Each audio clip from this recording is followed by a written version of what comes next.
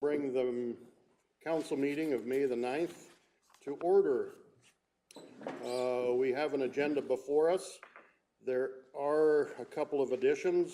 We'll be adding personnel, FOIP section 17, and also council and committee reports. I'll just do a quick verbal on Aqua 7. Are there, yes, go ahead, Councillor Christie. Can I do a quick verbal on community futures, please? Community futures. And that would be, wait a minute, where the heck are we here? Oh, they didn't give it to you. There we go.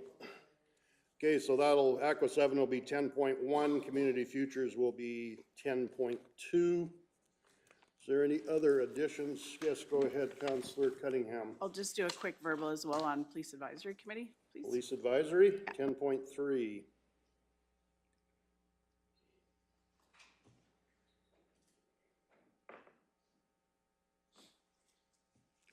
Any other additions or deletions? Councillor Christie. If not, I'll move the agenda as amended. Alrighty, so we have a motion before us to move the agenda as amended. All those in favor? Carried. Opposed? Oh, okay, that was carried unanimously. Opposed? We've pre-circulated the minutes of the April 25th meeting. Are there any errors, omissions, corrections?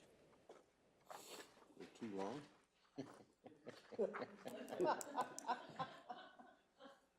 Deputy Reeve King? If there are no problems with them, I'll move the minutes from the April 25th regular council meeting. All right, we have a motion to approve the minutes as presented. All those in favor? And that's carried unanimously. So our first agenda item will be 5.1 planning. Welcome, Ms. Keever. And anytime you're ready. Good morning. All right, this morning we have two requests for subdivision extensions. The first one being KNE 220179. It's a subdivision relating to a portion of the southeast of 133124 west of the 4th.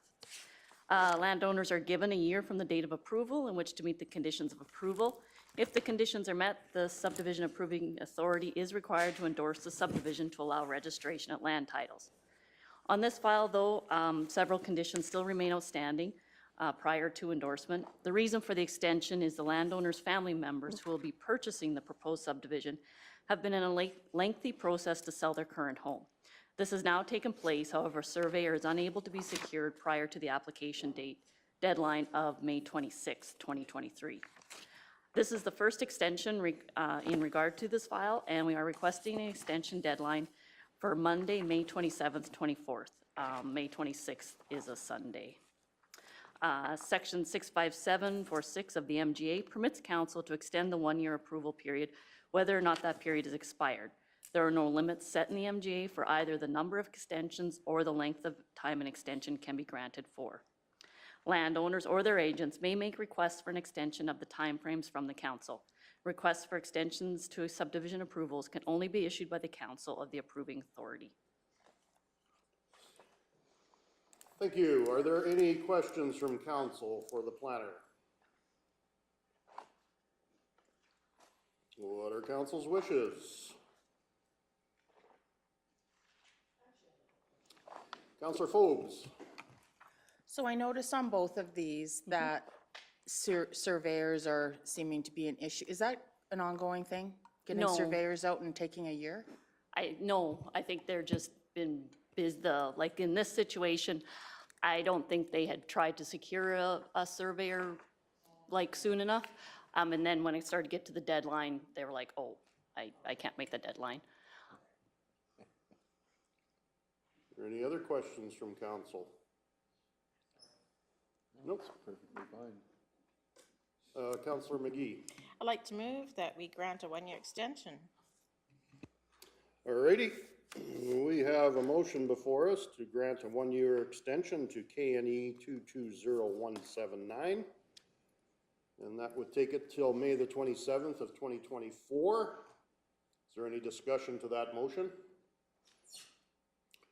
I shall call the question. All those in favor? And that is carried unanimously. Okay, welcome back, Ms. Keever. Hello. Again, this is another subdivision extension request for KNE 220180, relating to the portion of southeast of 223423 west of the 4th. Again, only on this file, only a couple conditions remain outstanding on this specific subdivision prior to endorsement. The reason for the extension is to allow time to coordinate with the surveyor for the survey plan and contractors for the construction of the approach. This again is the first extension for KNE 220180, and we are requesting the extension deadline fall on Monday, June 24th, 2024, as June 23rd of 2024 is a Sunday. Okay, are there any questions from council for the planner?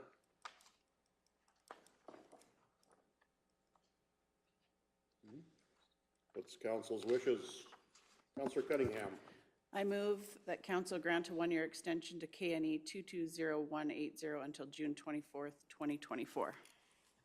Okay, we have a motion before us to grant a one-year extension to the said file. Is there any discussion to that motion? I shall call the question. All those in favor? And that is carried unanimously also. Thank you. Thanks, Deanna. You betcha. Alrighty, our next agenda item will be ASB Weed and Pest Inspector appointments. Welcome, Ms. Sherlock.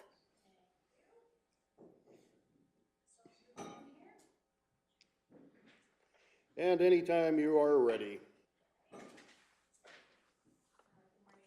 There we go. Good morning, council. So this morning I bring to you the recommended staff for this year's ASB Weed and Pest Inspector appointments.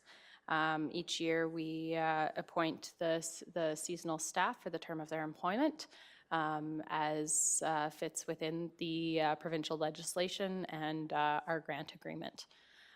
So today we have for appointment Melanie Vergara, William Hoppins, Caden Johnson, Danielle Varga, and Peyton Johnson as weed and pest inspectors of the and soil conservation officers for Kneehill County. Any questions? Council have any questions for Ms. Sherlock? Go ahead, Councillor Penner. Good morning. Does this fill all the positions that you were looking for? Yes, it does. And are any of these returning? One is. Awesome, Yes. thank you. And one is the new land care coordinator as well. Does council have any other questions for Ms. Sherlock? Someone care to make a motion? Deputy Reeve King. So I'll make the motion then that council appoints for their term of their employment with Kneehill County, Melanie Vergara, William Hoppins, Caden Johnson, Danielle Varga, and Peyton Johnson as weed and pest inspectors and soil conservation officers for Kneehill County under the Alberta Weed Control, Soil Conservation and Agricultural Pests Act. Okay, thank you very much. We have a motion before us as presented on screen. Is there any discussion to that motion? I will call the question. All those in favor? And that's carried unanimously. Okay, so our next agenda item, 5.2.2 ASB 2023-2025 Business Plan. Welcome back, Ms. Sherlock, and anytime you're ready. Sounds good. Thank you, council. Again, this one is the proposed Agricultural Service Board 2023 to 2025 business plan, as has been recommended by the Agricultural Service Board. So as a part of our Agriculture Service Board grant, we do need to develop and provide a strategic business plan which outlines the board's goals and where programming priorities lay. The current business plan expired as of 2022, and so this new plan was made and adopted at the July 25th, 2022 Ag Service Board meeting and recommended for council approval. This plan kind of combines the previous plan with council's current strategic plan, focusing on 4 key priority areas: promotion, education, and communication, supporting and encouraging growth of local food and agritourism, upholding legislative responsibilities, and supporting the responsible management of environmental resources. It then goes on to outline actions and performance measures for each priority area, including measurables necessary for the ASB grant reporting. Following approval, we will continue to align our priorities with, continue with the alignment of the priorities, strategies, and programs as outlined in this plan and within Council's strategic plan for Kneehill County. And then just within the financial and staffing implications, this is a part of the Agriculture Service Board grant funding. And within here, there is a table outlining said funding, and you will note that 2023 and 2024 have seen an increase. We did receive an amendment here that for the next 2 years, we will get some increased funding. So that was quite a nice thing to receive. We don't anticipate any additional changes to the staffing levels as a part of this. So. Okay, thank you. Are there any questions for Ms. Sherlock from council? Go ahead, Councillor Phopes. Just curious to why this took 10 months to come before council. I believe that it was just missed.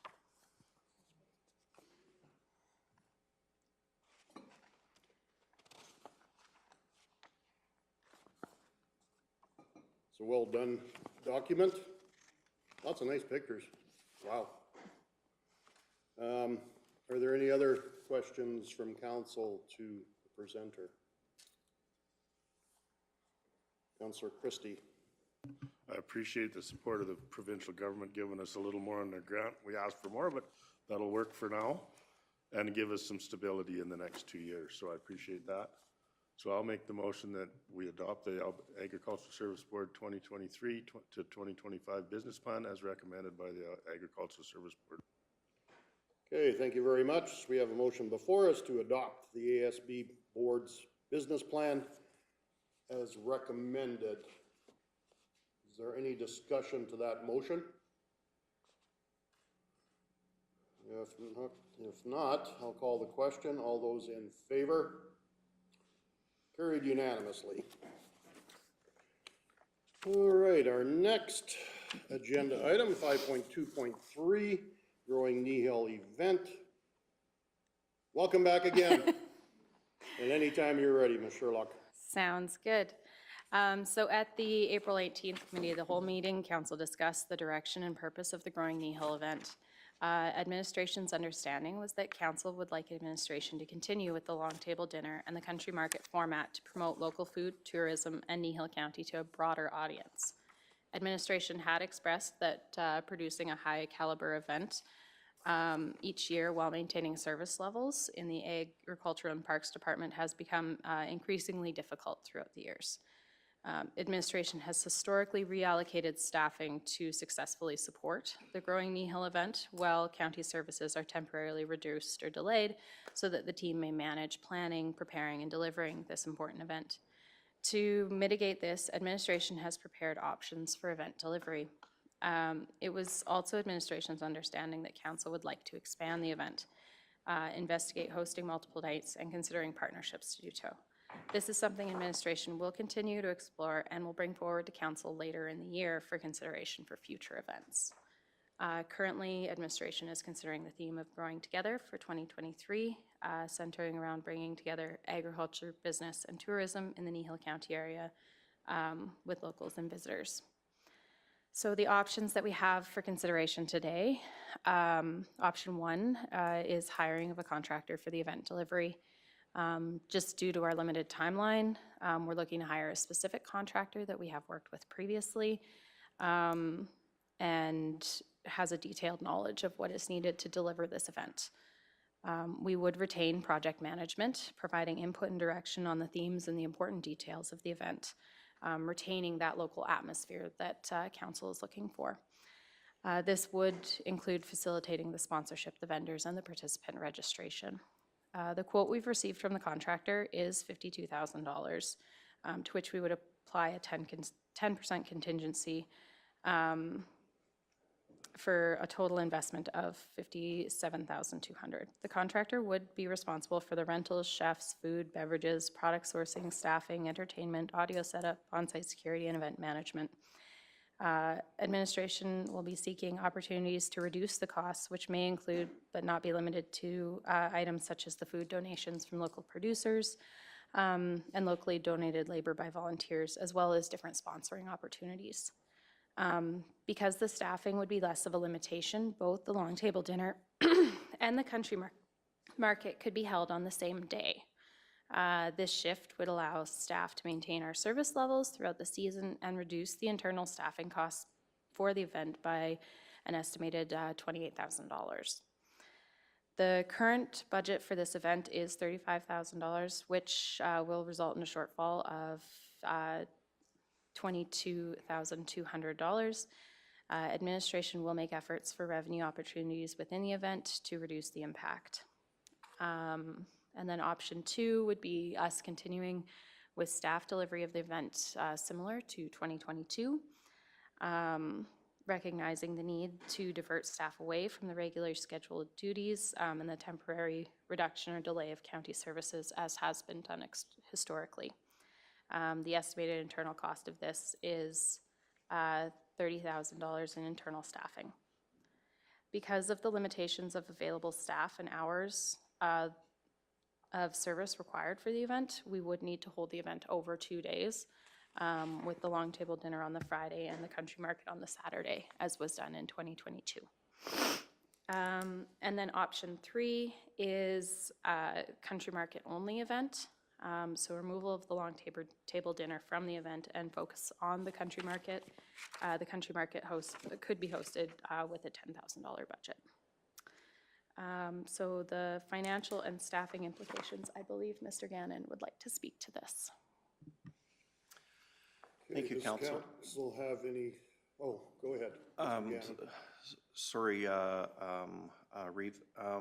I wanted to talk a little bit more about the financial staffing implications section of the RFD.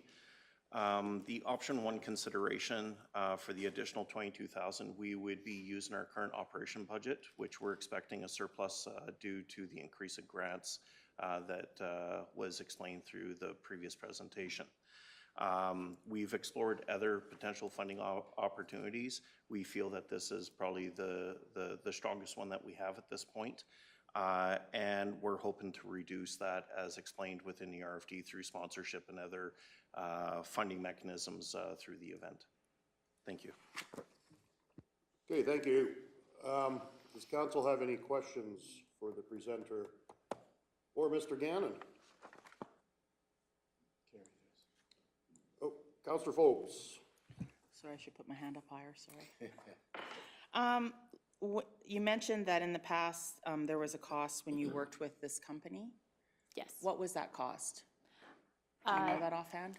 I don't have Okay. those numbers offhand. The previous work we've done with this company was just in sourcing the chefs and the actual meal portion of the event. And so it wouldn't be specifically related to this whole proposal delivery. I have a few, is that okay? Yeah, go ahead. I do have a few, even though we talked about this. Can you explain to me what service levels, like, I know it said 2 weeks up to it, you're not doing, so the county's egg isn't doing anything? Yes, so all of our weed inspection, we do try to prioritize our spraying depending on what season we're in, how the season has gone. But between parks and ag services, especially the 2 weeks up to, all staff are on this event and the site prep. So when you say all staff, how many people is that? So there'd be our 3 full-time staff as well as anywhere from 8 to 12 seasonal staff.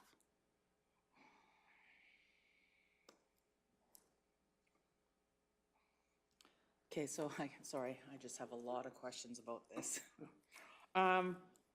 So we budget 35,000 for the event. And now you're asking to, well, contingency included 57. And you're still going to have to provide our staff to the event? Not with the in the same, 57,000? no, not in the same capacity. So this, because we have to have the staff do all of the decor, all of the picking up of the rentals, all of the delivery of the different services to get things set up, that's where most of that staff time is coming from. And so with the hiring of this contractor, they would handle all of that, set up the site. We would direct them as to how it would be, you know, what our expectations would be, what the themes would be, provide them with contacts for the food and everything. And basically we would show up on the day of. But we wouldn't need the staff to serve at the event. We wouldn't need the staff to set up the kitchen at the event. We wouldn't need the staff to basically the operation of the event the day of, and that prep for the long table there that takes up so much of the staff's time. Mr. Gannon? Thank you, through the chair. Also, any project that we have within the organization is a contingent amount of work that's required through project management. So as previously expressed by council, we wanted to keep the home feeling of this event, and we'll ensure that we're embedded into the event as much as required to ensure that we deliver it in that fashion. So a lot of project management will still be required, regardless of which way we go. It's just the reduction of the field staff and that type of labor that will be significantly reduced through this. Will there be some? Potentially. It all depends on what variabilities or concerns that we have through the project and how we're able to mitigate them. Okay, thank you, Mr. Gannon. Councillor Phobes? So I understand that it's the ASB that is putting this on, or not the Ag and Parks, but do we not have economic development? Oh. You want to answer that? Yes, go ahead. Thank you. Through the chair, yes, this is a combined event. Unfortunately, we don't currently have somebody in the economic development portfolio, but we do have a contractor that's helping us on the side that is offering us opportunities of, for example, how do we track, how do we create sponsorship better, people that are a lot more educated in that area to allow for a successful event. But it is a combined event. The responsibility just has laid with the Ag department during its historical.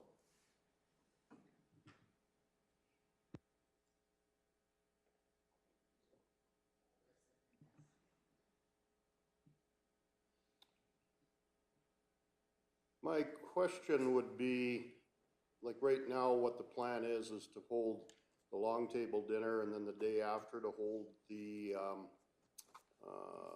country market? At this point, yes. With the staffing time that we have, they're only able to work and drive for 10 hours. And we find that when the event is combined into one day, it puts us over those hours, and we have difficulty having enough staff to manage that. Okay, And I do want to note, so the $35,000, that is just our rental costs. That's not the staffing cost included in that. So the staffing cost would be on top of that.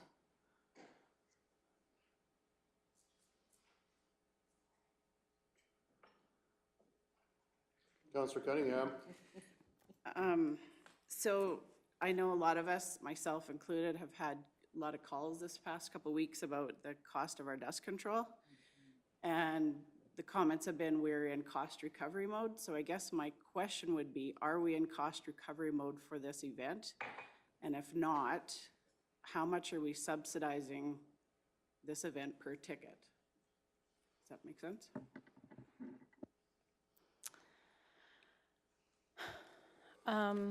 So to that, with the presentation that was previously put forward to council for the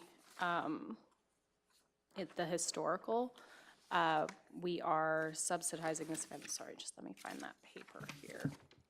I think we're limited to the amount of chairs that we can hold that long table dinner at, right around 100, I do believe. Yeah. So I guess that would depend on what the cost per ticket will be. Yes. Yeah, go ahead, Mr. Gannon. Thank you. Through the chair, I just want to express that our intent was to keep the tickets at the same price in order to have the attractability of having people to the event. There is a form of where it's not full cost recovery in the method of seeing cash to cash, but there is long-term economic impact to the region for the promotion of the region that can't be tracked at this point, but we are looking at different initiatives that potentially could show how this event has worked for the organization, as well as in future years on how do we do that better to show those streams of success within this promotional item. The full cost recovery method, as expressed earlier, is that we will be making some changes and efforts for sponsorship, which could significantly reduce the $22,000 that we're requesting for an increase for option one. But saying that the $35,000 was not a full cost recovery under last year's model as well. Yeah, you touched upon the economic development side, and that is something that we can't track how much value is in there. So I do believe that the people that come, they come from all over, and it does put Kneehill County out there, and it's great to have this kind of a program where people can come and enjoy the canyon and hopefully show up for the country market the day after. Councillor McGee? I think if we go towards this cost recovery discussion, I think we also need to go towards what is the real purpose of this event? The event is not providing a service. Cost recovery is looked at as far as services go. This is an event that is supposed to be aligned with both our visions and our values, both as a county, but also as we just passed in our Ag Service Board. It targets every one of those values and priorities, this event. And I think we need to, what I have learned by working in more regional dynamics under economic development, we are lacking in being able to be promoting our area as a place to come live, come invest in, come in and be part of, and bring your cash to our area to foster our community and create strategies that give us longevity. And so I appreciate cost recovery discussion and the concerns about spending money on this, but this comes from a whole different category of why we do business.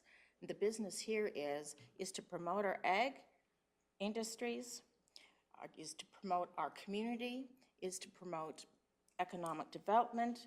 It is also to educate around how our land is being used, around how ag contributes to our world. And I think the value of all of those things is where this money is to be discussed about. It is not a specific service. It is a highlighted advertisement, if you would like.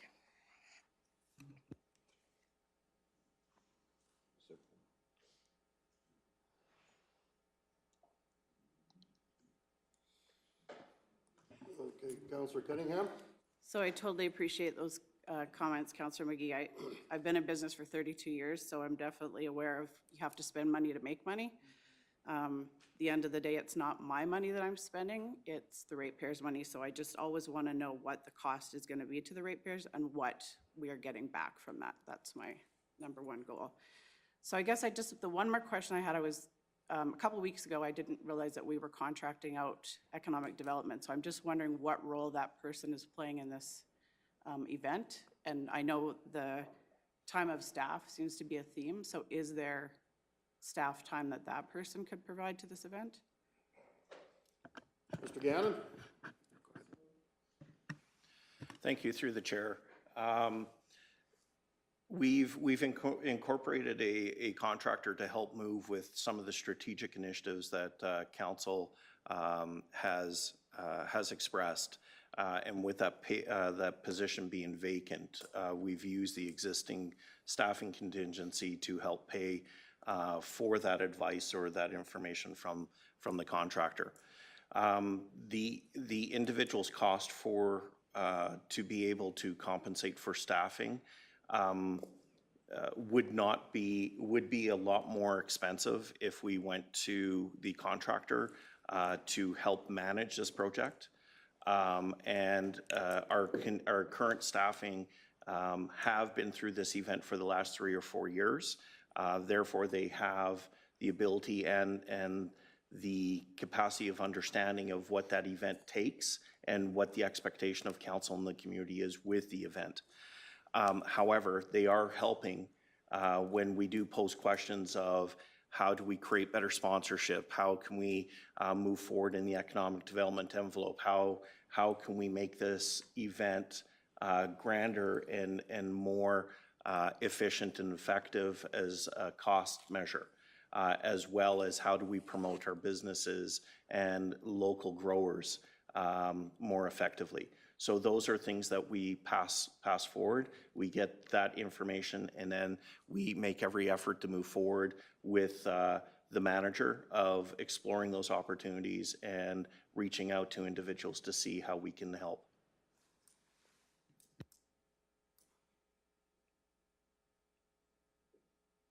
Councillor Christie, did you have something? Just a comment that this also works and coincides with Open Farm Days that really enhances, what do you call it? Ag entrepreneurs and value-added agriculture, not just standard agriculture. So it really opens up the door to Kneehill County of what we have, not only for the people in our county, but outside our county. So I'm not sure how you would quantify the value per person for this investment, but when we're talking about dust control, that's an individual benefit for an individual yard or whatever. So I think this is really important that we promote our county as much visibly as we can. Councillor Forbes? Well, I appreciate everybody's comments, but yesterday I got a phone call from a ratepayer. It seems to be my world lately. Dust control was on that list, but they also said, you have this right before we're passing budget. So how can I justify sitting in this seat, putting out another $22,000 above what you've already budgeted?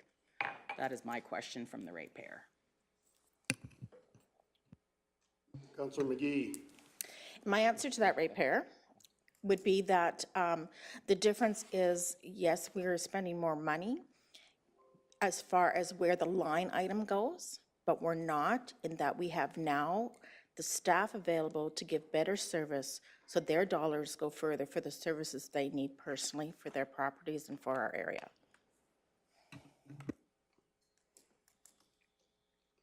Go ahead, Mr. Gannon.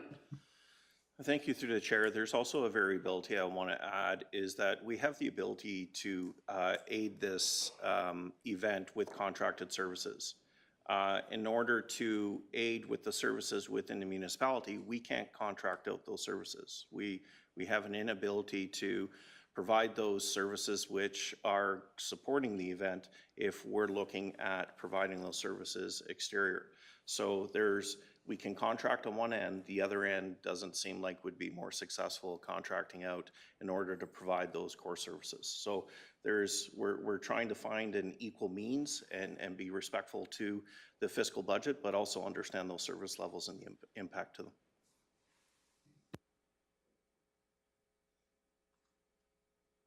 Councillor Forbes. That being said, they also said to me, I didn't bring it up, but I have to now, that this always seems to be about Horseshoe Canyon. There's other parts in this county, they're saying to me, that should be included if you're gonna put on these events. Because it isn't just about Horseshoe Canyon, it's about all of Kneehill County, is what I was asked.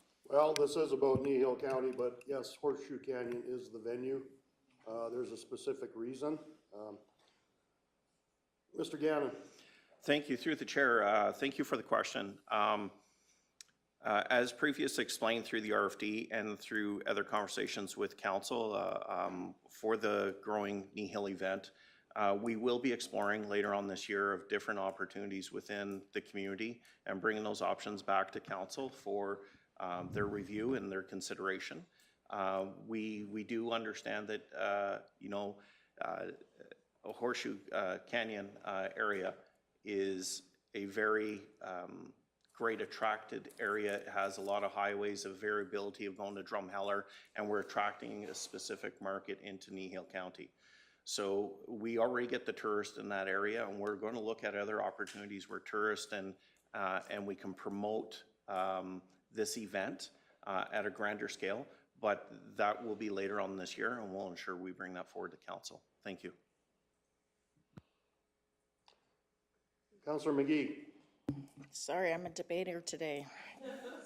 I appreciate that question. I think that's a valid question. I think it's a question every division ratepayer gets to say, and I have those same questions coming my way. Why is it that every ratepayer meeting has never come to the far south corner?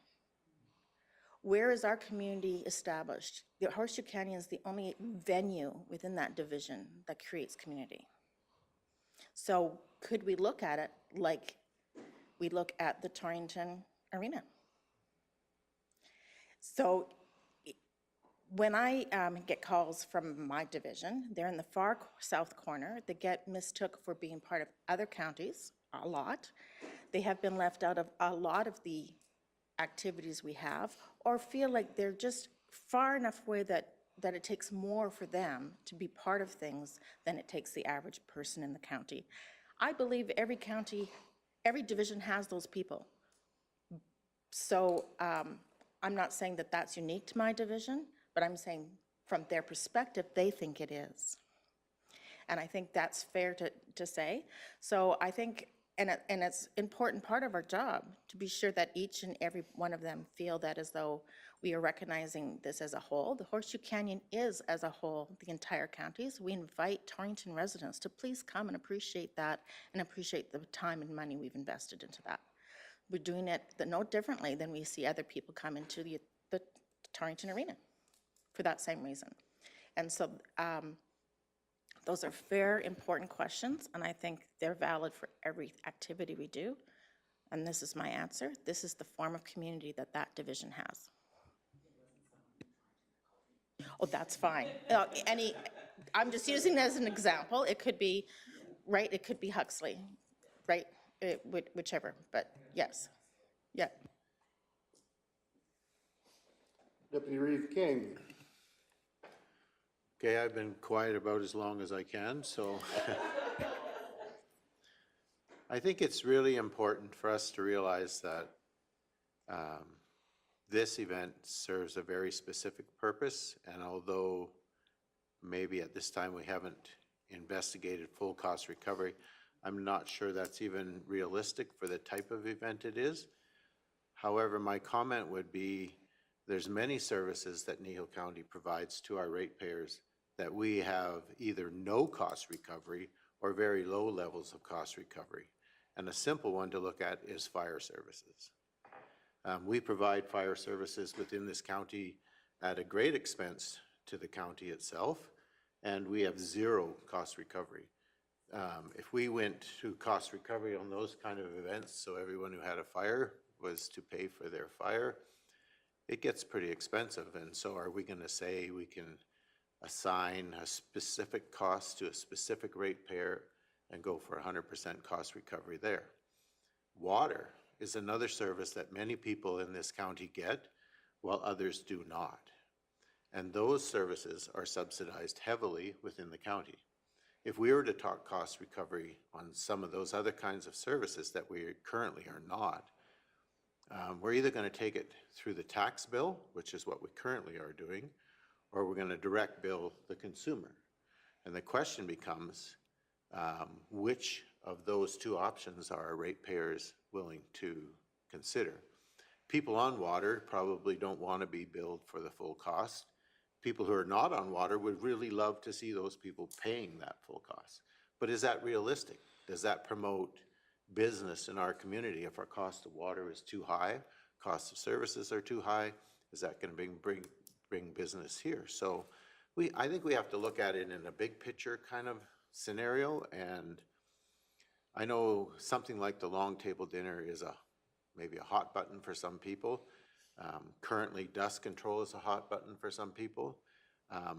However, when you think about dust control, I can definitely identify who's getting that dust control. I can definitely identify the benefit that they are receiving. And then I have a hard time making an argument for a resident who lives in Huxley or Swalwell or Torrington who's paying for their garbage pickup and not getting a subsidy, why an individual ratepayer who potentially can pay the costs of that dust control should be subsidized. And so these arguments are hard arguments to make, and they're arguments that you have to, as a councillor, make. I like what Councillor McGee had to say about facilities. We think about facilities as brick and mortar, and they're not. Facilities are any kind of location within Kneehill County, whether it's Keevers Lake, Horseshoe Canyon, the arena in Torrington. We can name numerous facilities. They're not all brick and mortar, but we spend a lot of money maintaining those facilities every year. Are we on full cost recovery at the Torrington Arena? Absolutely not. Are we on full cost recovery at Horseshoe Canyon? Absolutely not. So I think that we have to look at it and say, for this specific event, would we like to move in that direction? And I think the council has said yes, we would. Administration has committed to us as a council to come back with more information on how we might do that going forward in the future. And so I think as a council, we sometimes have to say, are we willing to continue with this event in the format that we've had it in the past? Do we want to change it? And we know that if we are going to say stay with the present format, which is a 2-day event, country market on the one day and the long table dinner on another, that it's either going to cost us in staff time or going to cost us in contractor time. And we have to decide which way we're going to go on that. So for me, the long table dinner opens the door to Kneehill County. It opens the door to what's here. And it's just a small glimpse of the, as Councillor Christie said, the ag entrepreneurs and the different value-added businesses that are within our county, and it gives people a glimpse of those. So for me personally,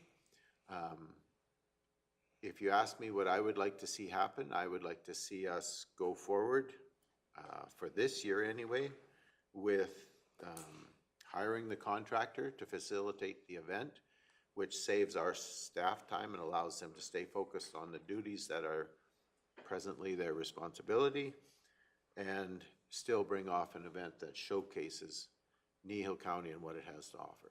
So that's where I sit on it. I think that we have a lot of conversation to be had around cost recovery and fees for service and all of those kind of things. And those are big, big conversations, and I think we should be having them. I don't think we should shy away from them. I think we should sit here as a council and have that conversation. So you've heard my opinion, and with that, I'm going to be quiet, but I certainly, I think this is a very important event just in terms of showcasing Kneehill County and what's here. So I'm very supportive of it. Mr. Hogan? Thank you, Mr. Reeve. Just some thoughts that I'll put out there for council's consideration, some of which have been touched on already in terms of that. The direction that we have as administration right now is to review this program, which is part of why this item's in front of you today. The direction that following that was the review was incurred as to still run the program. You know, not doing the event is an option council has. It's not the one we've been tasked with pursuing, but it is an option that's out there.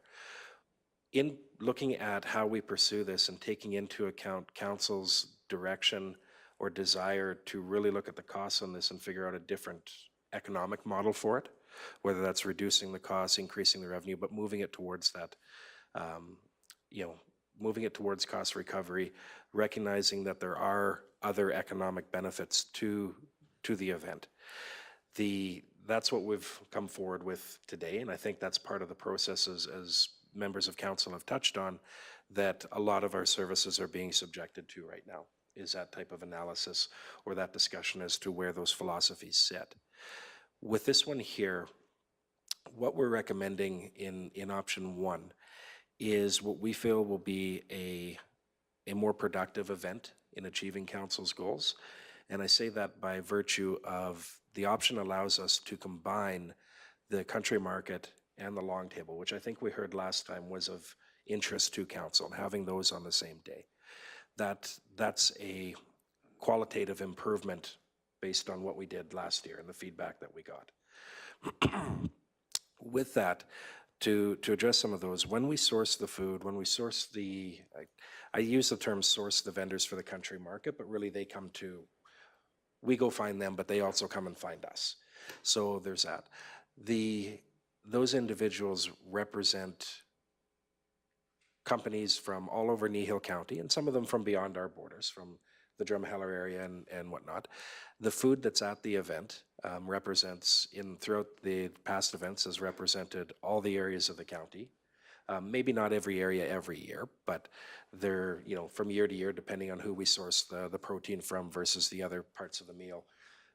We've had representation there, I think, from every part of the county for the most part. So we do bring that in as part of the event. One thing that I'll put out there for council's consideration here, the $22,000 increase that we're asking for to contract this out represents a cost savings on this specific event when looked in isolation to itself. So we have in a budget $35,000, which is for rentals and things like that. In addition to that, as we talked about last time, we've got roughly 1,400 hours of staff time. We haven't costed out, or to my knowledge, we haven't costed out what that $1,400 in staff time looks like. But just some quick math on my end, I would suspect that's between $30,000 and $45,000 worth of staff time. That's just part of your operating budget that goes into this event on top of the $35,000 in rentals. What we're proposing to do is to replace almost all of that staffing cost with a $22,000 to contract that out that takes care of a number of those elements. So in the actual line item for the event, or what it costs to put on this event, this actually reduces the cost and we think delivers a better product than what we'd be able to. Overall, it's not a cost decrease to the overall county's budget because you're adding $22,000. It's not that you're sending those staff home for those 2 weeks. They're still going to be doing other stuff. So in the grand scheme of things, it is still a cost increase. What we're looking at is redeploying, whether that's $30,000 to $45,000 worth of staff time to other core services like pest and weed management and the other core functions that the Ag Services Board does. So bottom line, it's an added cost. For this item, we're actually looking at delivering this particular item in a cheaper fashion but we're redeploying those costs. We're looking to offset that with, by virtue of the 2 items ago, the additional grant funding that ASB has received that's going to be put into the operating budget. That additional grant funding was not part of the budget that we passed because at the time we did that, we didn't know that it was coming. So that's something we've just found out. So there's also going to be an added revenue to that, to put to that item. With that added revenue portion in there, the actual functions of the ASB are not going to change. So what happens is when that funding goes into the budget, we're still going to deliver the same scope of services. So you're going to end up with a surplus in that line item, most likely, by the end of the year, because we're not going to take that and do more weed inspection than what we have staff to do. We're not going to take that extra money and go out and hire a handful of extra staff. So that's simply going to offset some of the expenses that we're doing. So what we're suggesting is that we've got that, we redeploy the staff during away from the long table towards some of those core functions, but we're already going to see an increase on the revenue side. For the item, we're proposing a decrease on the cost side. The bottom line, there's still going to be some increased costs there because we're going to, we're not sending those staff home for 2 weeks, right? They're going to be doing other functions out there and delivering that ASB plan that we looked at in the last item. So I don't know, I hope that provided some food for thought or some clarity on there, but as I see it, the core here is, we're proposing that we contract out for an additional $22,000 and use that to deploy $30,000 to $45,000 worth of staff resource to other functions.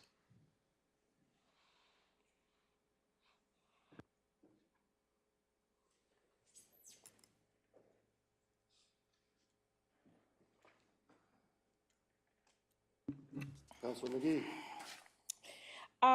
Thank you. I really appreciated the clarity that was brought through what you all shared there, Mike. So in my own simple terms, words, basically what I feel as though what this event is showing, or this request for a decision is showing, is that we are constantly looking to do better at giving our ratepayers excellence for their money. So we're going to be increasing service levels through these options. We are tweaking how we are utilizing staff, equipment, various things to be capitalizing on giving you a better service level for the things that we do for each of our ratepayers. And having done that, then I would like to make the motion that we adopt option 1. Let me find my wording here. As indicated in the report, with an increase of $22,200 in the Ag Services budget for the hiring of a private event contractor to aid in the delivery of the growing Kneehill Long Table Dinner and Country Market.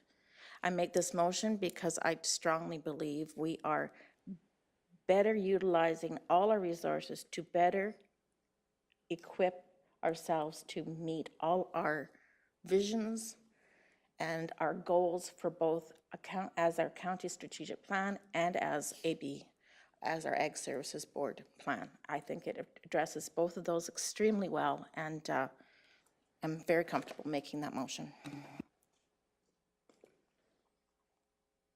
Okay, thank you, Councilor McGee. So we do have a motion before us to approve option 1, as indicated in the report and as up on screen. Is there any? Yes, Mr. Gannon. Thank you. Through the chair, I think there needs to be an amendment to the to add that the funding is to come out of the operational budget to ensure that we understand the revenue stream where it's coming from. Okay. That would be a friendly amendment to your motion, Councilor McGee? Absolutely. All righty. Okay, so I see that is up on screen. Is that the way you would like your motion to read, Councilor McGee? Yes, thank you. Okay, so we have a motion. Yes, Councilor Penner. I'd like to thank administration for bringing back this to us. We had a lengthy discussion on April 18th to do with this. So I'm thankful that what you've brought back to us, and I look forward to trying it out for 1 year. Is the spin-off from the economic side of it is hard to tell out of value. Like I look at the high seas, I look where we got the meat from, the vegetables and the fruit and everything like that. So I look forward to giving it a try this year, which is the direction I believe that we gave to you all to bring an option like this back to us. So I'm fully in favor of this for this year, and we will revisit it next year. Deputy Reeve King. I'm just going to add a comment, which is to say, where we've ended up is where we've ended up. But I don't want to lose the conversation that we were having around looking at costs and recovery of those costs, and the longer term conversation that we need to have around costs for services and how we finance those and how we pay for them and how we be responsible to our ratepayers in terms of expending. And I think we are. I think we have looked hard at what we're budgeting and how we're spending the money, but we don't want to lose that feedback that says we need to be continuing to be conscious about that. And we need to be always looking at where we are in terms of the cost of things and how much we are recovering. And so I don't want that to be lost. And so I'm sure administration heard us relatively loud and clear in terms of examining those things and keeping those things on the table in front of us. So I just wanted to comment there. So thank you. Mr. Gannon. I do apologize through the chair. I just checked with our financial experts, and they've recommended that we add an amendment to the motion that indicated that it's via the operational budget to be offset with the grant funding from the Agricultural Services Board grant. Just to ensure that it's clearly stated. I really appreciate that. I had just was about to ask that question about the grant, so thank you.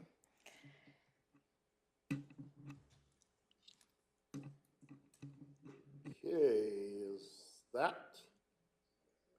the way you would like your motion to read, Councillor McGee? Agricultural Service Board grant? Yeah.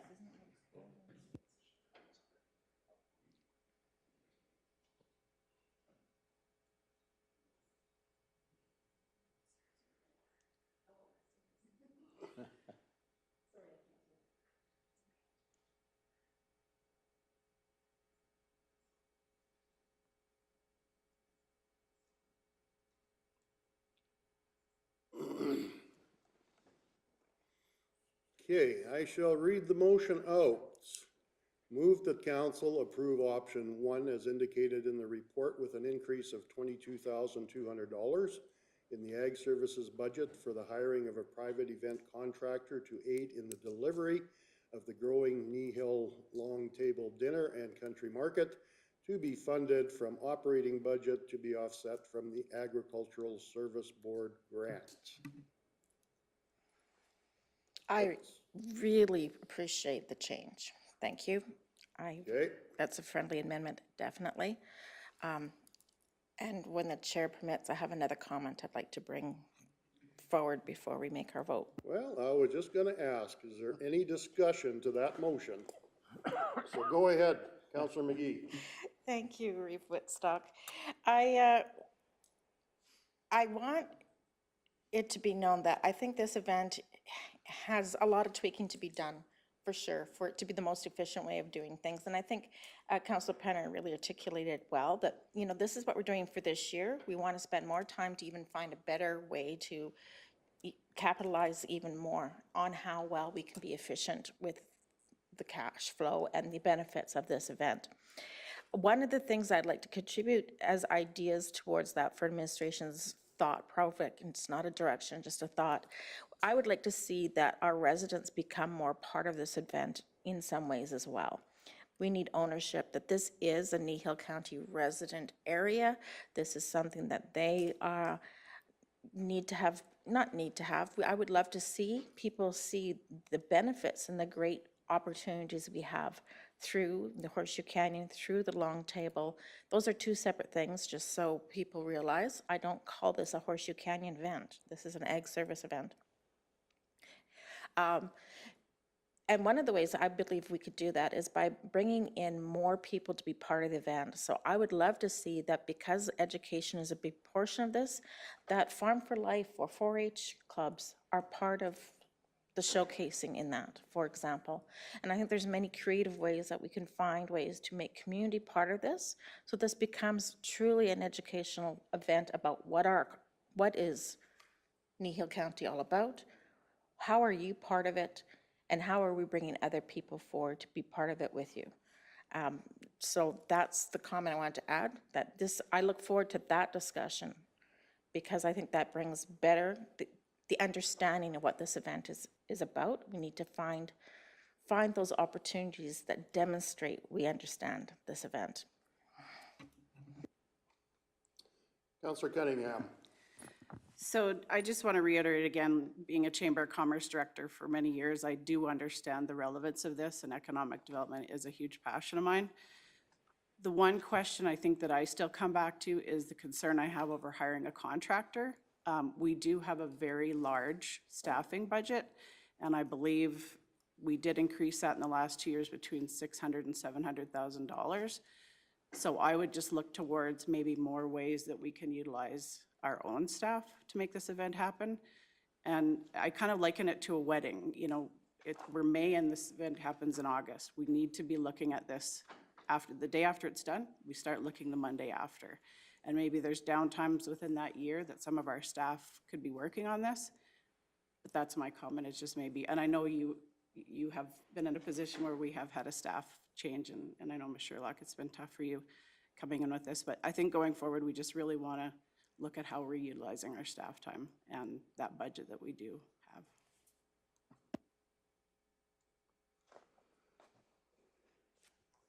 Is there any other discussion to the motion that's on the board in front of us?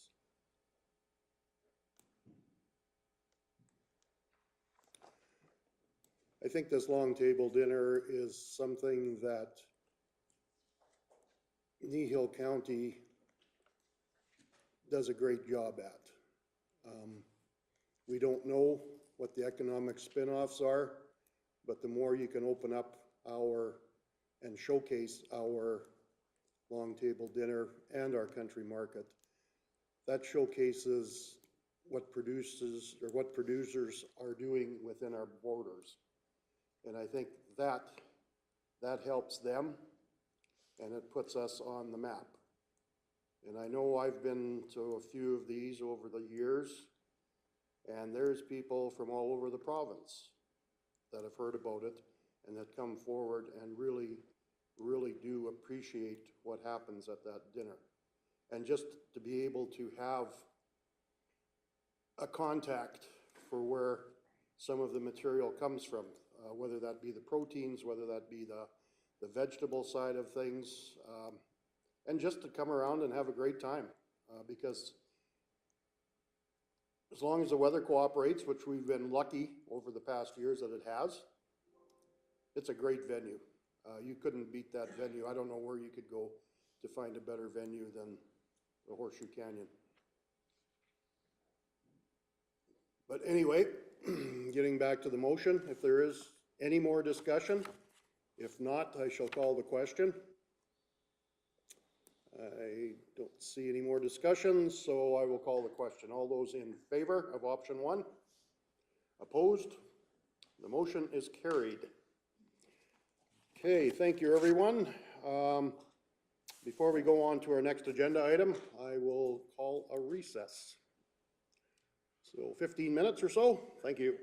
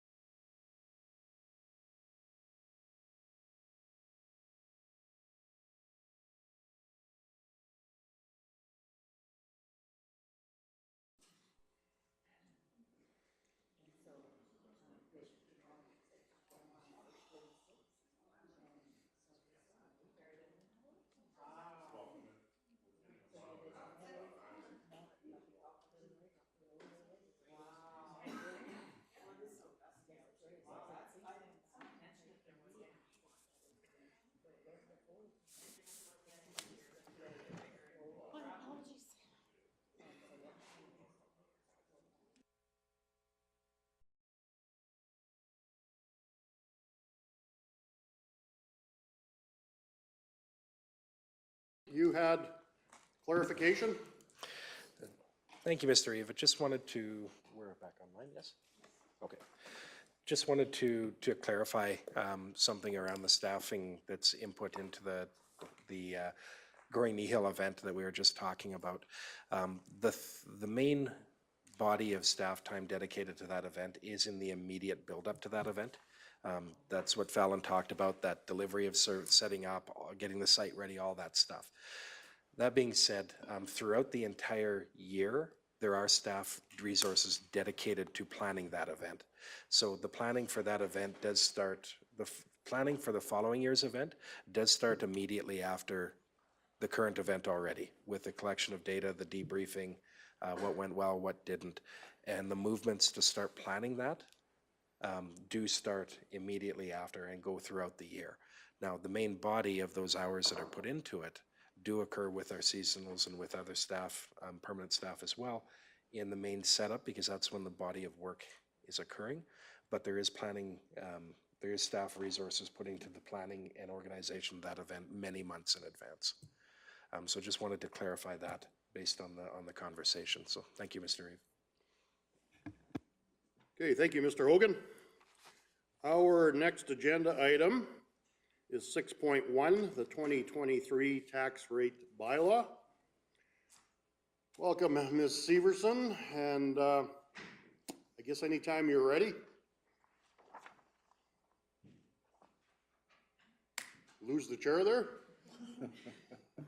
It was a little low. Oh. All right, anytime you're ready then, Carolyn. All right, thank you, Council, and good morning. I'm here today to bring forward the 2023 Tax Rate Bylaw. The county is required under the MGA to approve a tax rate bylaw which reflects the revenues as required by the county current year operating and capital budget. So the property tax bylaw authorizes council to impose the tax in respect of property in the municipality to raise revenue to be used toward the payment of the expenditures as set out in the county's operating budget. In addition, we also get our requisitions for the school fund, the Kneehill Housing Corporation, which is our seniors requisition, and then the provincial designated industrial property requisition. And those are all noted on the tax notices. The combined tax and assessment notices will be mailed to ratepayers on June 15th, and taxes are due on or before October 31st. I see that typo there, as per the tax penalty bylaw. That has not changed. The 2023 operating and capital budget was passed on March 28th by council and requires that $24,474,002 be collected from ratepayers to maintain the municipality's operations.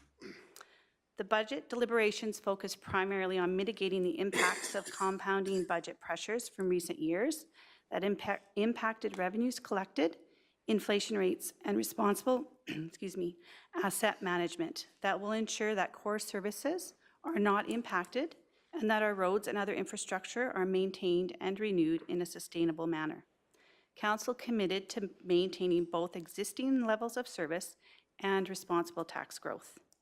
The resulting budget ensured expenditures that are under the control of council have been restrained, reduced where reasonable, and are well under the general inflation rate. Council's past practices and prudent financial planning have positioned the county very well.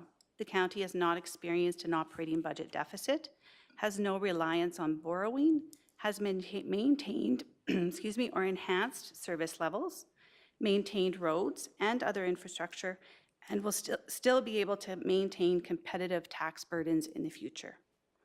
With an average assessment increase of 7.2%, council identified mill rate adjustments that ensured that we align with the permissible tax rate of 5-to-1, non-residential to residential. Once final balances are known for previous year requisitions, any over or under amounts collected in 2022 are balanced into the requisitions for 2023.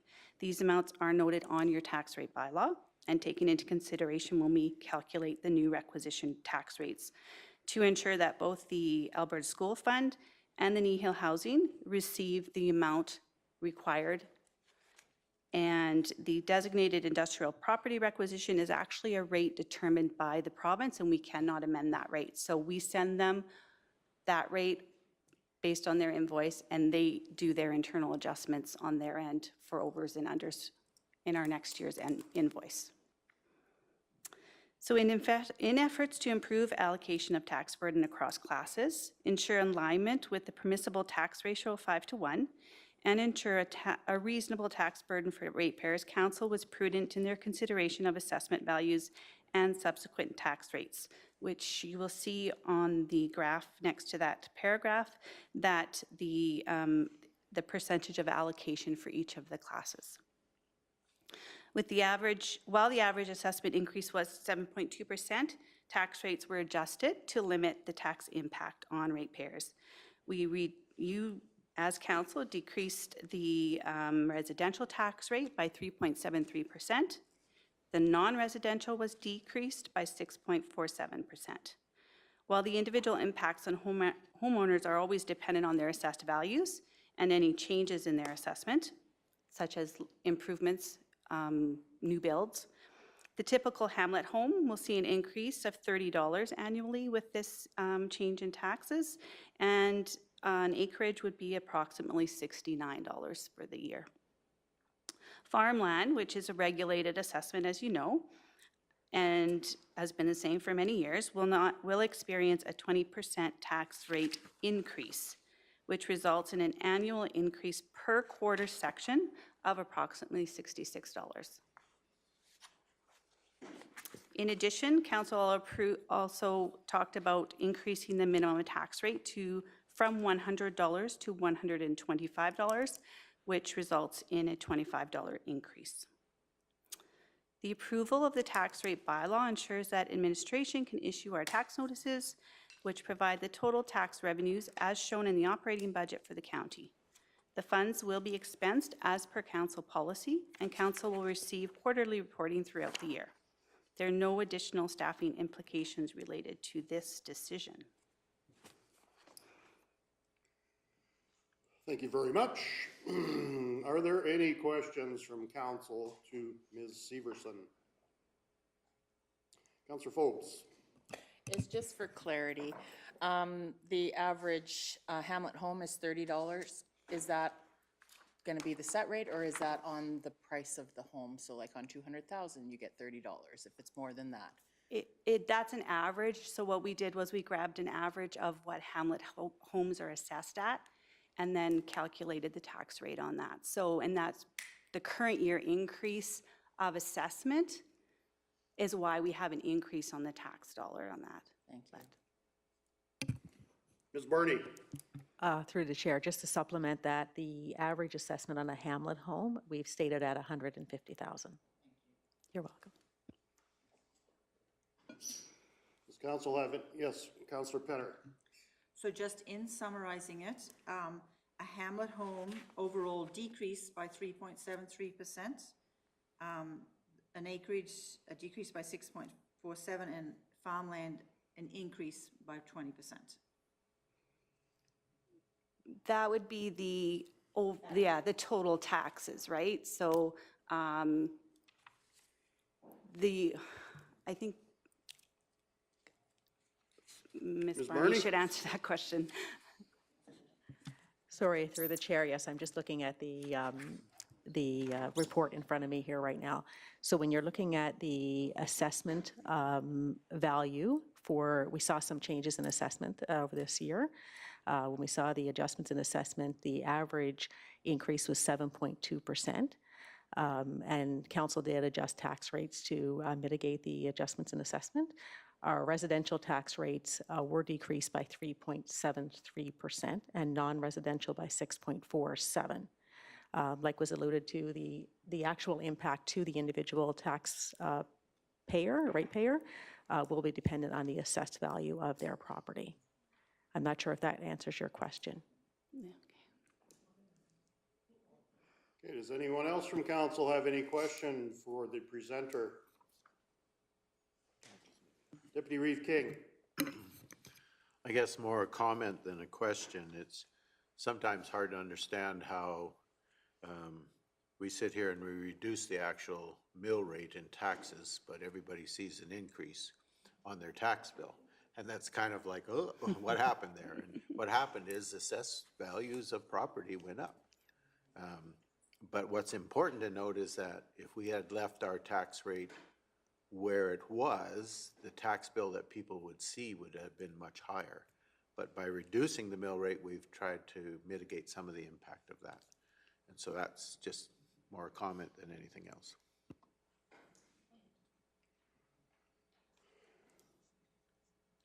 Does anyone else have any questions for Ms. Severson or Ms. Barney?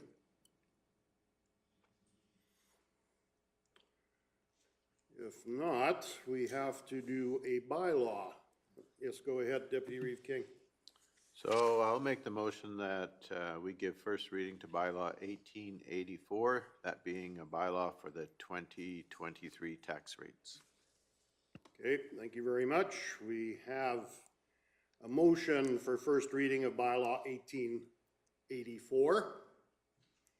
Is there any discussion to that bylaw?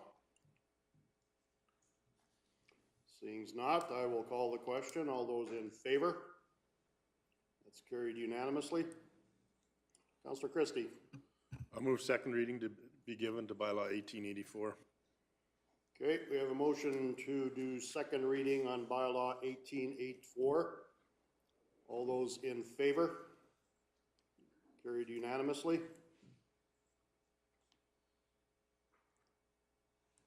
Oh, Councillor McGee. I move that council give consideration to hold third reading to bylaw 1884, that being a bylaw for the 2023 tax rates. Okay, we have a motion for consideration to hold third reading. All those in favor? And that is carried unanimously. May the record reflect that it was a unanimous vote to hold third reading. Okay, Councillor Penner. Before I make the motion, I'd also like to thank the Communication Department for putting up the little YouTube video right away to explain how taxes are derived. So, and in saying that, I would make the motion to give third reading to bylaw 1884. Okay, thank you. We have a motion to hold third reading for bylaw 1884. Last chance for any kind of discussion. Seeing not, I shall call the question. All those in favor? And that also is carried unanimously. Thank you very much, Caroline. You're welcome. Okay, our next agenda item, 6.2, the 2023 Trochu Recreation Area Special Tax Bylaw. And welcome back, Ms. Severson. Thank you, Reeve Woodstock. So every year, in addition to the regular 2023 tax rate bylaw that we have you pass for the municipal revenues, we also do a special tax bylaw. This bylaw is a way to gather funds, recreation funds that we send to Trochu to cover their operating costs in regard to the pool. This has been in place since 1972. And we do it each year based on the projected expenses for the pool. And they expect 50% of that cost to be covered by Kneehill County residents in that area that would utilize the pool. I'm sure more people utilize the pool, but it's a specific district of the county around Trochu that is taxed for this amount. So saying that, the Trochu administration advised that they were estimating $65,000 from the county, which would be 50% of their estimated budget on the pool costs. And since we all always hold over and under within the county trust account, we have about $4,000 left, so we're using that to bump it up. And so with that in mind, we're collecting $61,000 on the assessment within that district for this levy. Okay, thank you very much. Are there any questions from council for Ms. Severson?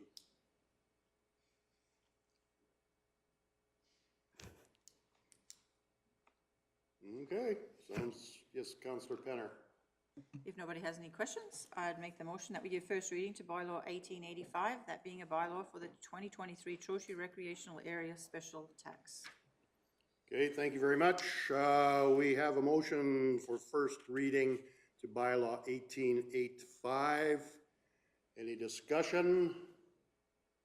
Call the question. All those in favor? Carried unanimously. Councillor Cunningham.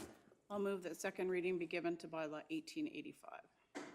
Okay, we have a motion for to hold second, or to move second to bylaw 1885. All those in favor? Carried unanimously. Councillor Forbes. I'll make the motion for consideration to hold third reading to be given to bylaw 1885. Thank you.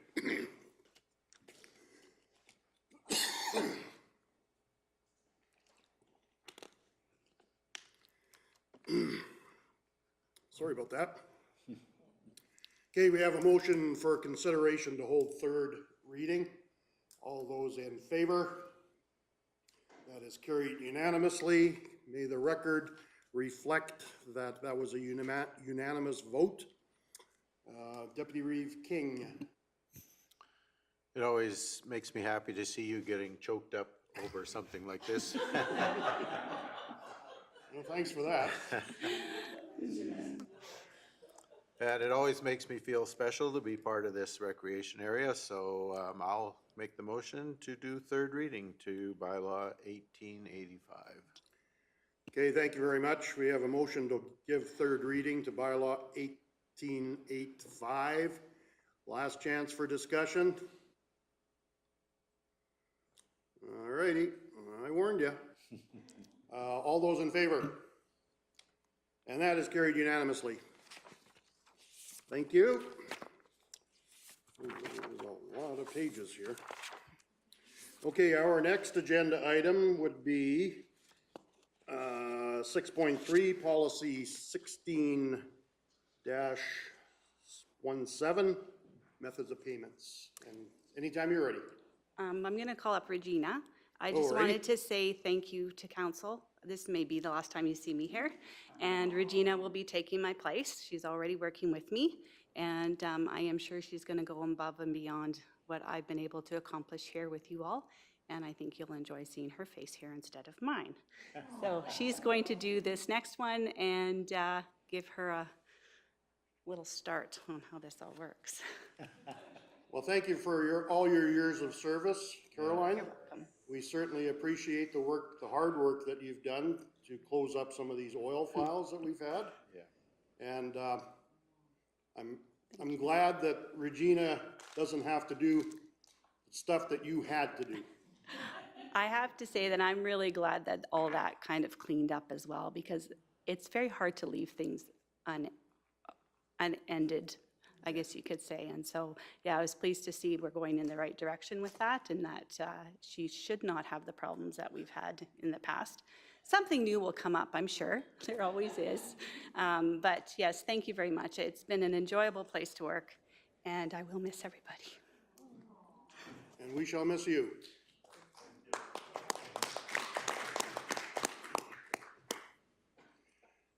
Well, welcome, Ms. Nyman. We'll be seeing a lot of you, I guess. So anytime you're ready, you can start with your presentation. Microphone. And the There we red go. light's on, she's working. So won't yell at you now. So I'm bringing forward the policy 16-17. It was formerly named acceptable payments, but we've changed that to acceptable methods of payments. So this policy is part of bringing everything forward every 4 years for you guys to review, so you haven't seen that, this policy before. So basically, I'll give you a walkthrough of the policy. This is, policy provides direction on the forms of payments accepted by the organization. both online and in person, and sets limits of payment types. So the kind of payments that we take, sorry, I got all emotional with Caroline's leaving.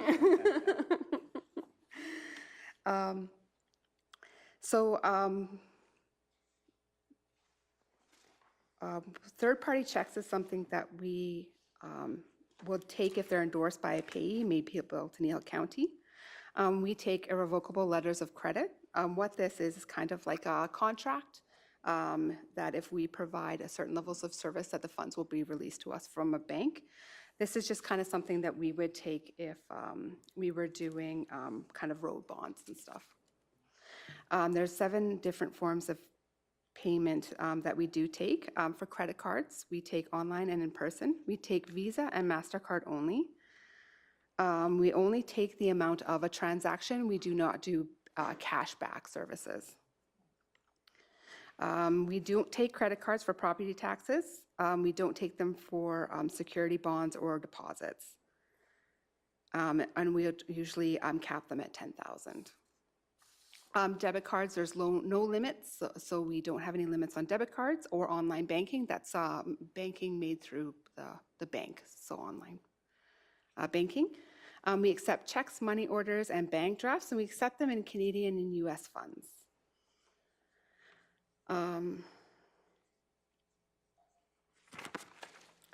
For NSF fees, that's part of our Master Rate Bylaw. So if we do get NSF fees for a check that didn't have the money to pay, we do charge a fee for that.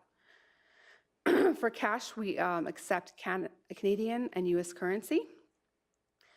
We also allow direct deposits and EFT. There's no limitation with this form of payment. If there was a fee related to these forms of payment, we would charge that back to people, but as of right now, there isn't any fees for that kind of a payment. And then this is a revocable letter of credit, and this is only accepted for road and bond developments. So that's a contract that if we do provide the services agreed upon a contract, that the funds will be released to us. And then we also have pre-authorized payment plans, and this applies to both tax and utility accounts. There's no restrictions for these, and this allows us to have a contract with people that they want to have their amounts withdrawn from their bank accounts to pay for their utilities or taxes.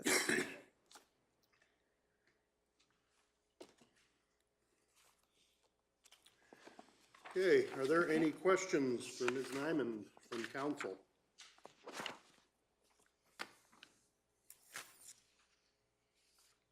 It looks like you covered all the bases there, Regina. Guys are being nice to me. All righty, what are council's wishes? Are we good with the method of payment policy? Sure. Deputy Reeve King.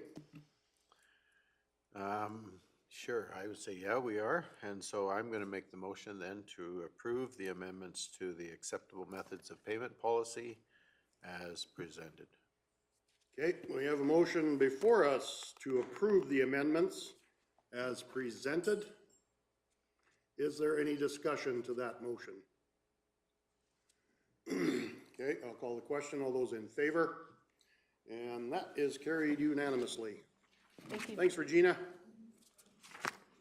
And welcome. All righty, our next agenda item is 7.1, Procurement Policy. Mr. Gannon.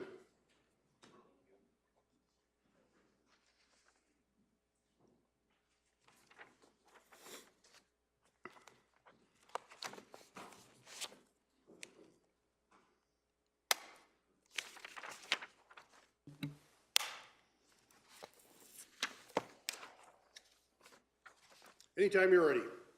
Thank you very much. Thank you, Council. Today I'm presenting a procurement policy to be approved in principle.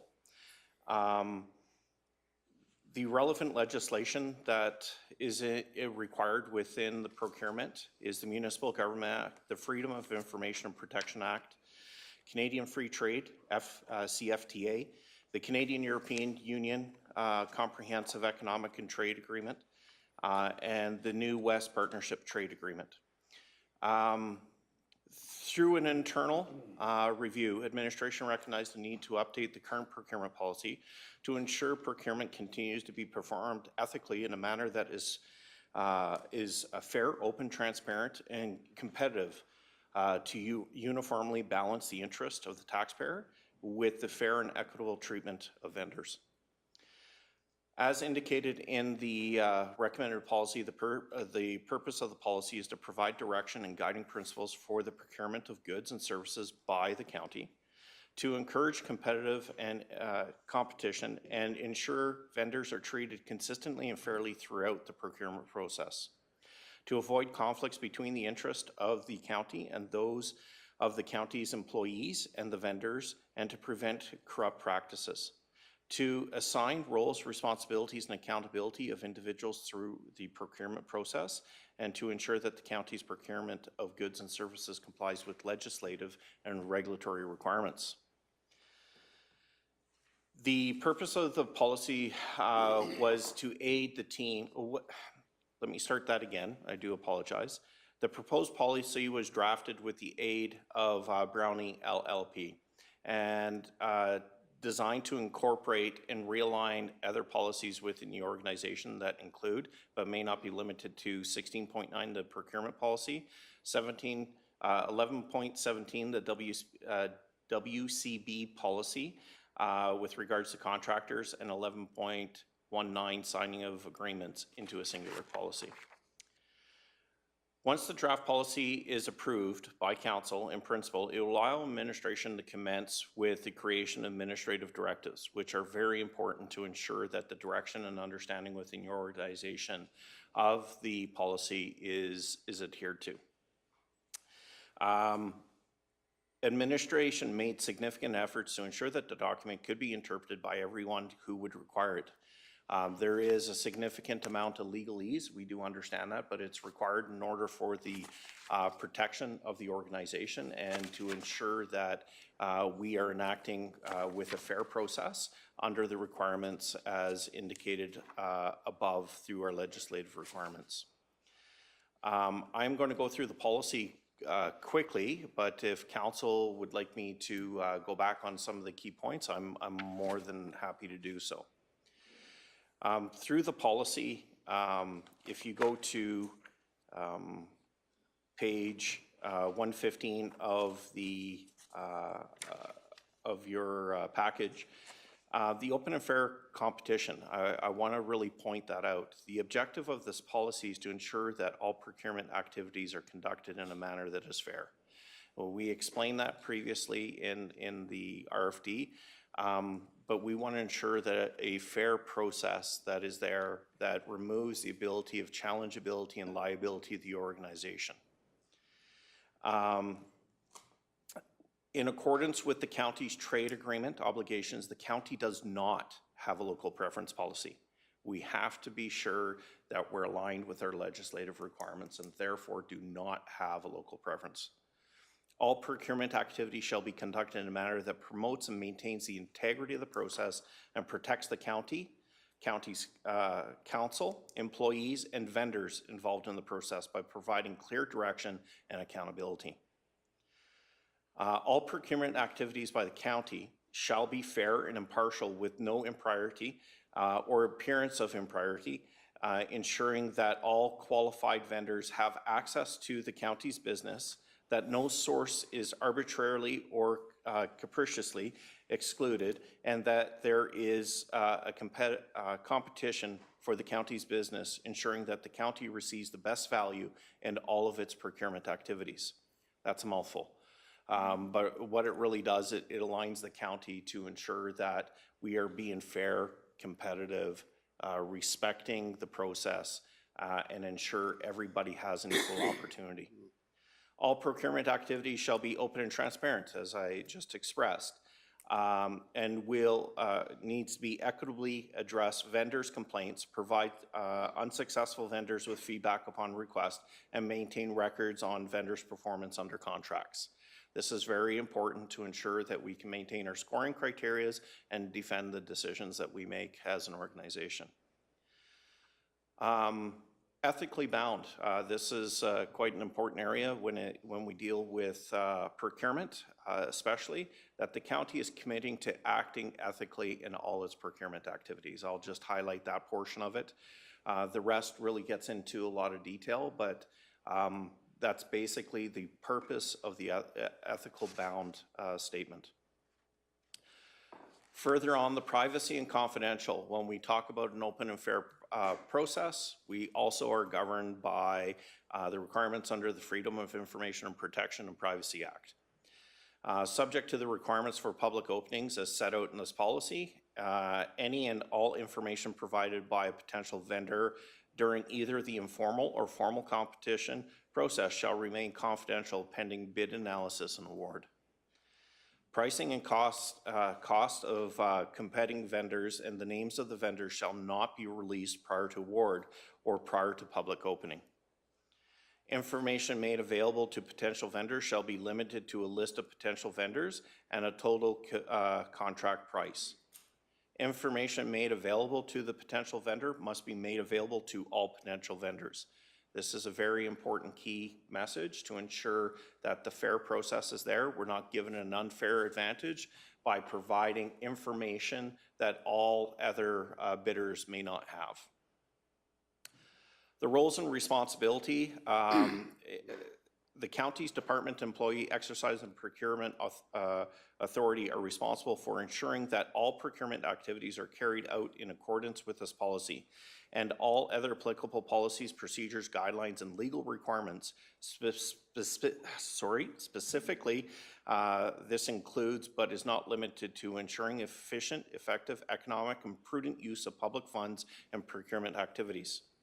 Identify specific needs for goods and services, planning appropriately for the procurement of budgeted goods and services, defining requirements and drafting clear specifications for procurement opportunities, maximizing competition in procurement activities, completing the procurement cycle, attending the public vendor opening, completing the evaluation, awarding the contract, and so on. Ensuring all procurement activities are appropriately and completely documented for record retention purposes. The other area I want to touch on is the difference between county's responsibilities and administration responsibilities when it comes down to procurement. Council is responsible for adopting the budget, including approving projects and their scope through the annual operating and capital budget process. Formal approval of the budget constitutes approval from county's administration to proceed with the acquisition of goods and services, including the subsequent awards of contracts in accordance with this policy and subject to the procurement values being within the budgeted previous approval by council. Procurement of any goods or services not otherwise approved in the budget is strictly prohibited except in the case of an emergency as outlined in this policy, unless the expenditure has been authorized by county's council.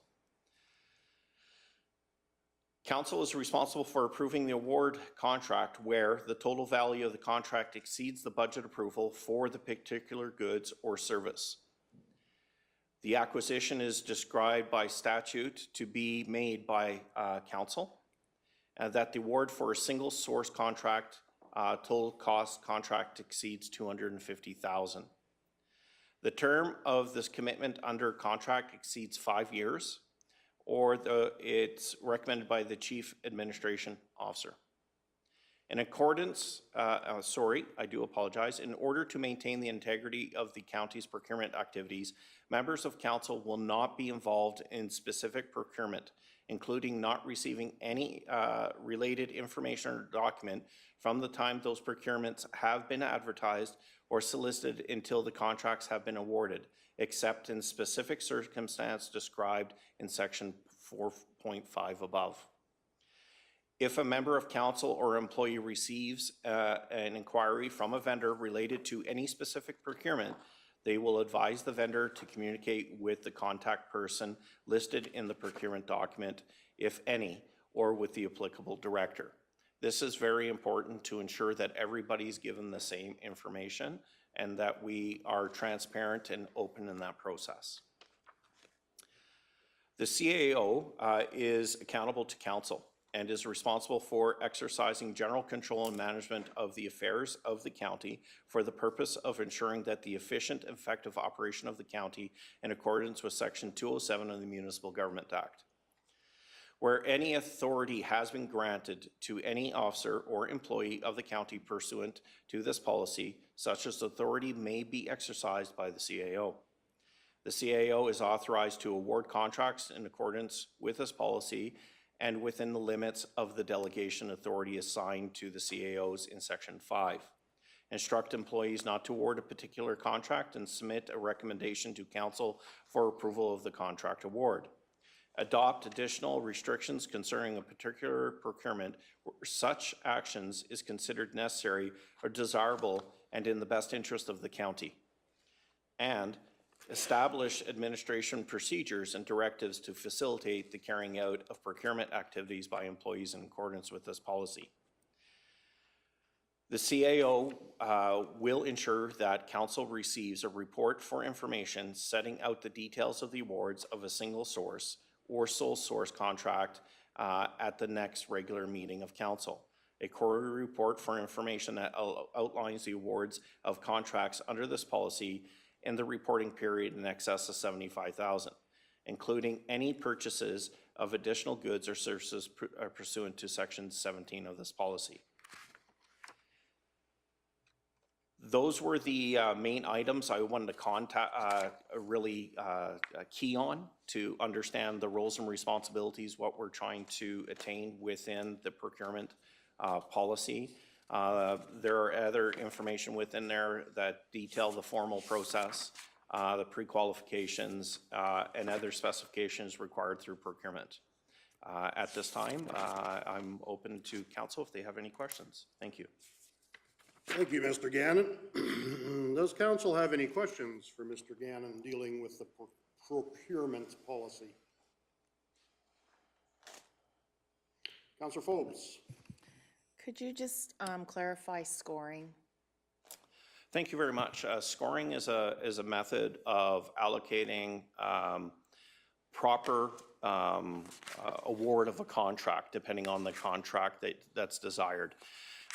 You can have many different factors that are considered in scoring. It could be methodology, it could be price, it could be team. Depending on the scope of the project or type of project, those criteria can change to ensure that we are getting the best value for the county. Mr. Hogan. Just to supplement what Mr. Gannon has said, an example of that might be if we're putting out a tender document or a procurement document for, say, bridge work, and one of the things we'll often do is we'll provide a scoring ranking based on the engineering team that the company's going to give to us. So when we go through that, the company, if we're procuring those engineering services, the company may say, okay, here's the team that we're going to deliver to you. If we go through that and we see none of them have experience with bridges, that's probably not a team we want, right? So we'll give them a very low score as opposed to a team that has a lot of experience in bridges. And that's a tangible example of the value that Mr. Gannon was talking about. And so when we do these documents, if we're going to do that, and score it like that, we have to let anybody bidding on it know that that's how we're going to score it. Okay, any other? Councillor Cunningham. You know, I got a couple. I think this is excellent information. I know for myself as a business owner, we try to utilize local companies, local businesses as much as we can, but that's a choice that I can make.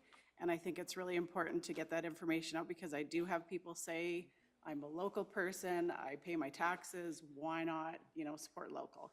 So I think it's really good for people to know that we are bound by the relevant legislation, the trade agreement, and that we have to follow that protocol. So excellent information, I think, to put out to the public.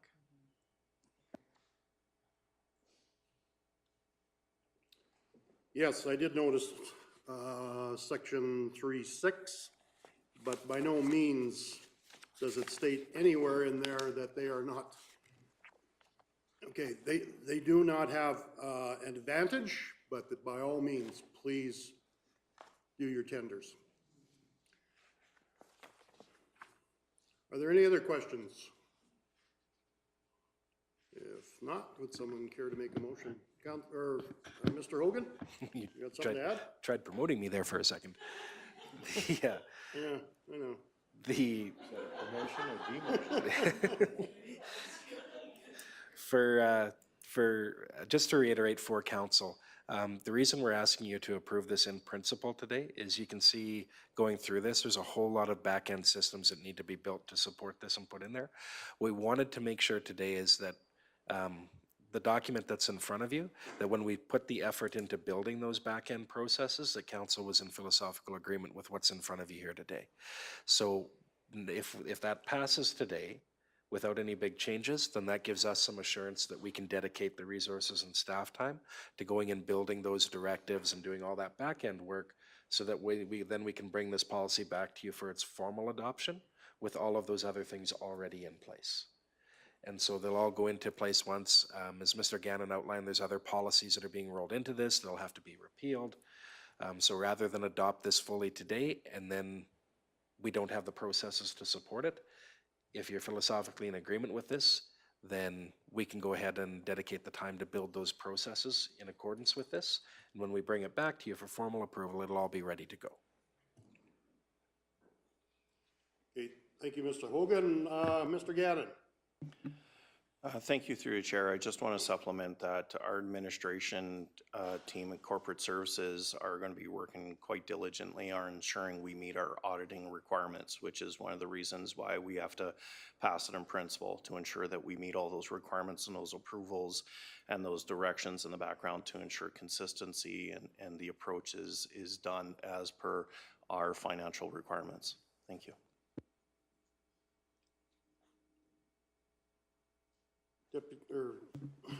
Councillor McGee.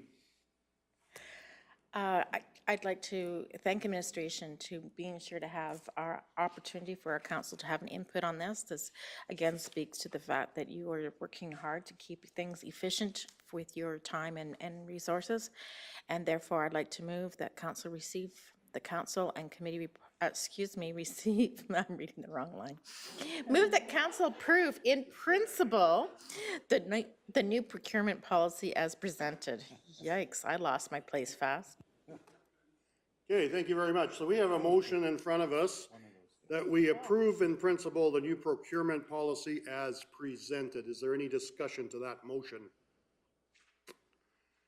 I don't see any. I will call the question. All those in favor?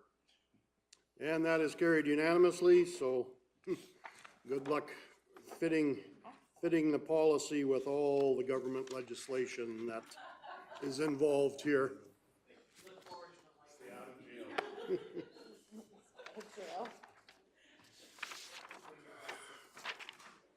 Okay, so our next agenda item is council and committee reports.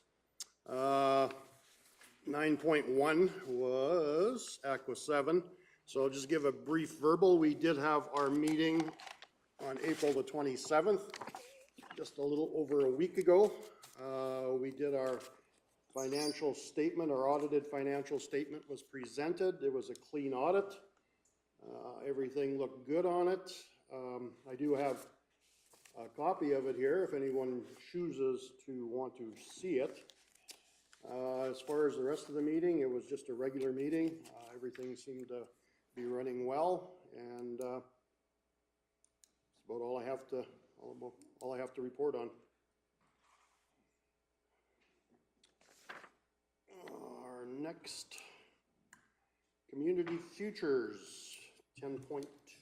We had a community futures meeting last Tuesday. We're changing from a REAC youth camp that develops entrepreneurs in grade 9, 10, 11, and 12 to a YETI program, which is a youth entrepreneur training initiative.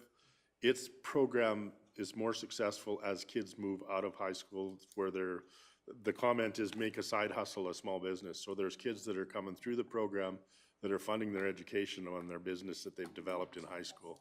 So it seems really successful, so I have some posters we need to post. We're looking for 5 in our area, which is fairly large, so if we can get 5 kids to sign up for the program, because it's, the part that caught Community Futures Wild Rose attention is it has better success rate after the program, like it'll go into university, and so it seemed very important. So this is the first year for Yeti for us, so we're hoping to get kids involved and get it to go. So there you go. Any questions for Councillor Christie? Councillor Cunningham? Sorry, and is that, when, that is being offered the beginning of July? It doesn't have a date. Doesn't have a date specifically, but we need applications fairly shortly, so that's why I'm bringing it now.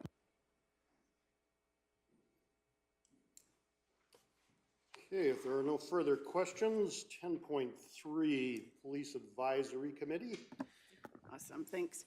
So just one last reminder that the Three Hills RCMP Youth Camp is going to be held July 10th to 14th. The application cutoff date is May 15th, which is next Monday.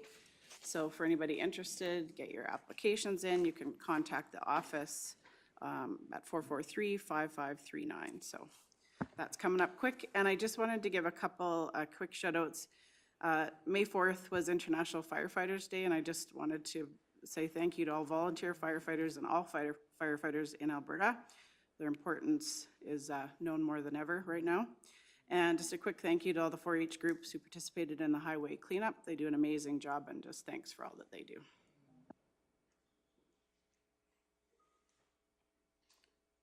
Okay, if there's nothing else, would someone like to make a motion to accept for information? Councillor Christie? I'll make a motion that the committee reports be accepted as information. Alrighty, we have a motion before us to accept for information council and committee reports as presented. All those in favor? Carried unanimously. Agenda item 10, council follow-up action list. Any questions there? Councillor Cunningham. Could we get an update on when we will see the kind of culmination of the surveys for the East Water project? Just getting lots of questions as when that's going to be tied up. Mr. Zier. Definitely. So through the chair, we are continually contacting the ratepayers. Just a little update on that. We received approximately 50% response on the survey there. So we have just under 50 landowners to contact to follow up here and see if there are an interest in the survey here. So we've made contact with a fair amount of them right now. We're still obtaining some phone numbers, and we sent out a couple surveys as well, follow-up surveys for these folks. So I think we're still on track for the June presentation to council, barring any hiccups in the response with that. Thank you, Mr. Zier. Anything else? Yes, go ahead, Councillor Forbes. Just wondering where we're at with the Horseshoe Canyon branding pilot program, since that's about to start up again. Do we know? Mr. Gannon or Mr. Hogan? Mr. Gannon. Thank you. Through the chair, our team is exploring the opportunity with the vendor on that site, but we're also looking at the opportunity of the shack that was put there for the attendant on how we can move forward and present it directly in the parking lot area. So we're looking at the logistics of how that would move forward. And we're exploring other type of product that potentially could be attractable and present the area and the county positively.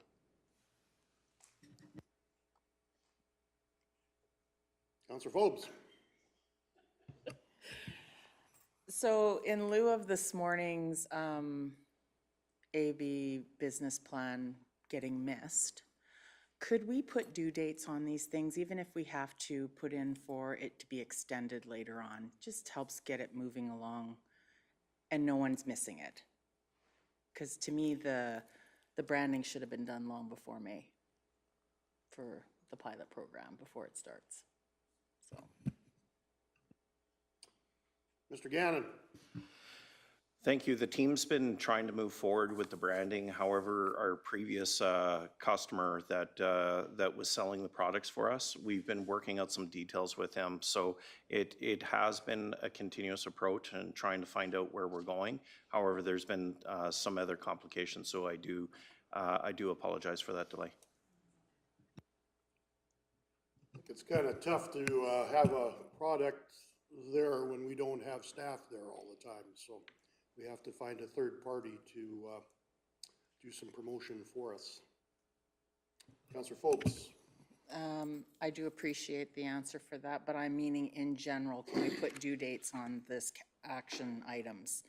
So we know that the East Water is gonna be done by June with a date. If it doesn't come and you need an extension, I'm okay with giving an extension, but just so it keeps us on track.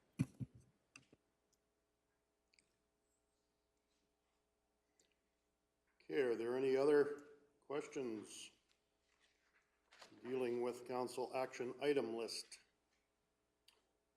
If not, Deputy Reeve King.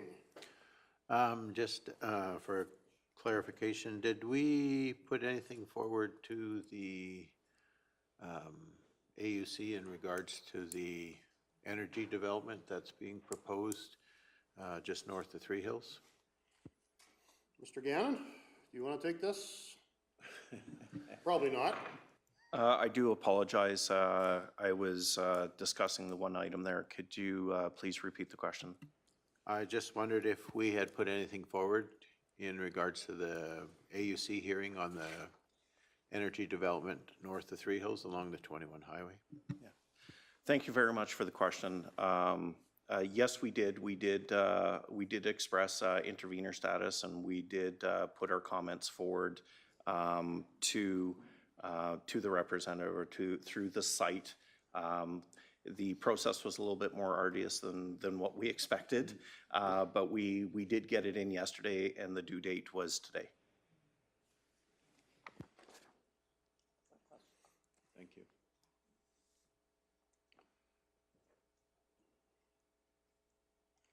Any other questions dealing with the council follow-up action list? Councillor Cunningham. If not, I'll move that council receive for information the council follow-up action list as presented. All right, thank you. We have a motion before us to receive the council action follow-up action list as presented. All those in favor? Carried unanimously. That, I do believe, brings us to the end of our open agenda. Does anybody want a break, recess? I'm sorry, I didn't. All right, we will have a short recess, 15 minutes, and then we will come back.